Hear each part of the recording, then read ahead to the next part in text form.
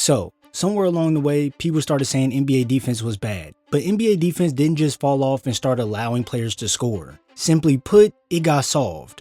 Watch Shai Gilgeous-Alexander here. No wasted movement, no panic. He just reads the angle he wants to attack, and to wipe out both defenders, he stops on a dime, shields the ball away from the strip, and the possession is already over. Now watch Anthony Edwards. Different problem, same outcome. He identifies the angle he wants, which is attacking baseline, but instead of drifting wide, he takes a sharp approach directly in front of his defender, instantly taking him out the play. And now with the help waiting, where Shai might stop and pull up, and gives you a different answer. A subtle in and out to shift the big just enough, followed by a clean, low carry step through straight to the rim.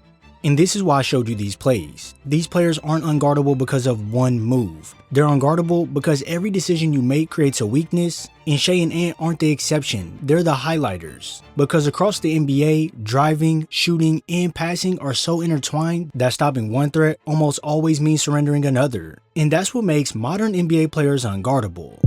When looking at what breaks defenses the most, it's always focused on the drive, and that's not because every possession ends at the rim, it's because this is what makes the defense make their first mistake. Some guys will be so fast that if you blink an eye, they're already placing the ball in the basket right in front of you, and other guys may be more methodical that they slow things down right before exploding to the rim to make you start sliding your feet hard, and now that they have your momentum going heavy one way, here's where they can dig in that bag to pull out a counter you can't recover from.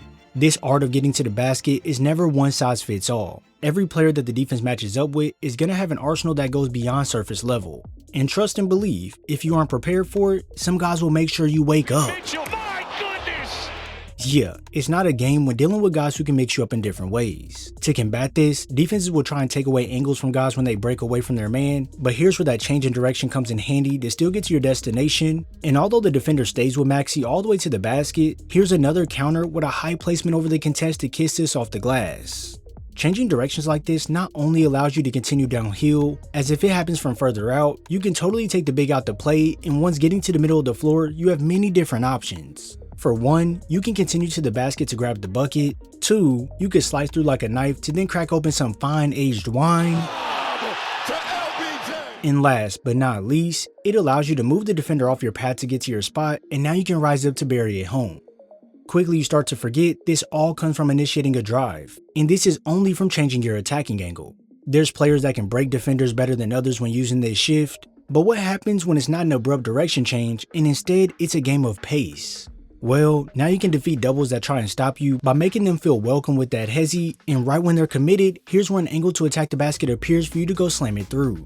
I know, it may not be the most exciting thing, but it plays right into other areas of the floor. Say you get your defender flat-footed by slowing things down, you can now catch them off guard with the jittery moves to then tie in that crossover to get to your spot for the pull. And when in the open floor, defenders will assume you're going to attack if you're a fast player, so once you slow it down, it kind of gives them this sense of relief, but here's where you get them with this quick step back making them angry with themselves. This here is where danger starts to really make itself present on the floor, because it's not just drives you have to worry about or guys moving at slower speeds. When you look at offense back in the day, a lot of possessions would end in points close to the rim, whether that would be off a nice post-up action, a pick and roll find, or if guys just took it themselves to go score. As the game would advance, we would start to see players start to space out more and start to knock down shots from the in-between area and occasionally have some snipers from deep. But the major difference of that and the modern era is that players can create shots in many different ways that the defense has to stay on their toes. And opposed to there only being a threat or two from deep on the floor, when you look around the NBA now, you can have 3+ players on the floor from both teams who are capable of not only creating, but also launching it from deep to make you pay. This now creates what I like to call field day. Field day relates to childhood times where you would have a lot of activities you could explore in a big open field, and that's what players of today's time have at their disposal. Guys like Shai have an ample amount of time and space to foul bait, which is the only reason he scores 30 a night. Players like Luka Doncic can spam step back threes because who truly wants to try and guard you from 30 feet away? And then the game can all be ruined by Steph Curry, who can sidestep to launch it from 28 feet to then turn around before the shot is even through the basket.